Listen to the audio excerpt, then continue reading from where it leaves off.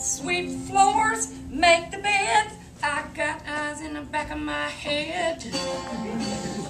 Man, she stands out in her side yard next to the gravel driveway. She's all muscle and bone and hospital corners and hardwood. She's the mountain that you've dreamt about, but only seen in books. Oh, shit. And she's pissed off.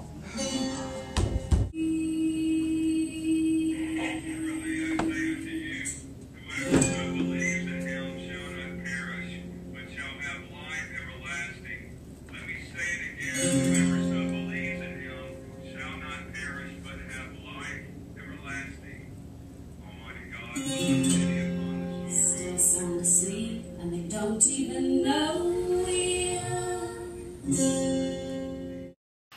Jerry Dye, artistic director for Voices of the South, has entered into a particularly fertile period in his career. Dye is a formidable actor who designs as well as he directs, and he's currently showcasing his skills as a playwright at TheatreWorks.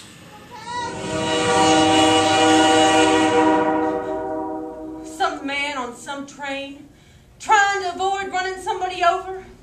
Thanks for the warning, jackass! Yes. Can I help you? I don't know. Can you?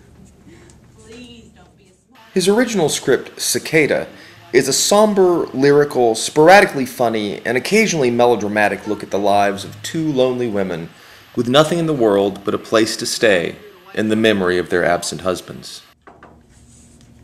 It's decaf. It's bourbon. It's decaf. If Dye's play is as deeply Southern as munching on Goo Goo clusters while perusing a copy of the Oxford American Music Sampler, it's also very Irish.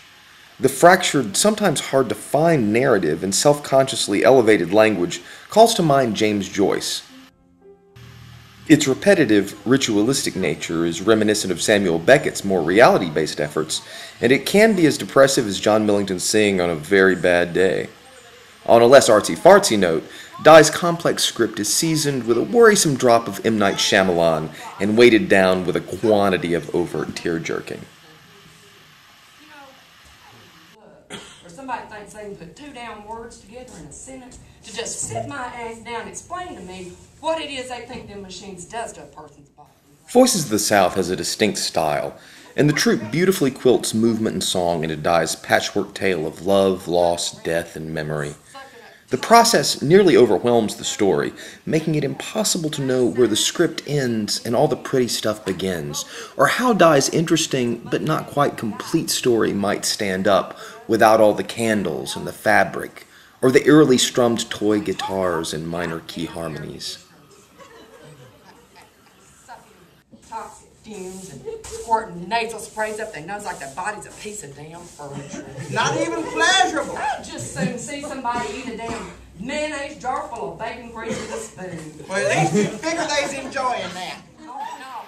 These people's just sitting up in their own. Cicada, featuring performances by Celia Wingate, Steve Swift, and Alice Berry, is on stage at TheatreWorks through September 6th. Shut up and be hot, damn it. Inside! It's supposed to slow you down. It's 93 damn degrees outside. The air's so thick you can suck it through a straw.